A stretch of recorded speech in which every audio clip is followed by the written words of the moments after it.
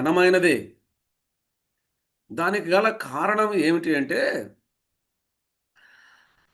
లోకములో పాపము ప్రవేశించక మునుపే ఈ వివాహ వ్యవస్థ ఏర్పాటు చేయబడింది.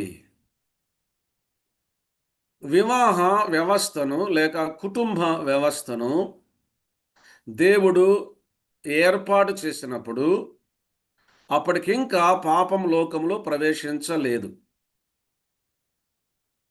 ఆదికాండం 2వ అధ్యాయంలో మొదటి వివాహాన్ని మనం చూస్తాము. ఆదికాండం 3వ అధ్యాయంలో వారు పాపము చేయటాన్ని మనం చూస్తాం. ఆజ్ఞను అతిక్రమించి వారు పాపము చేసినట్లుగా మనం చూస్తాం.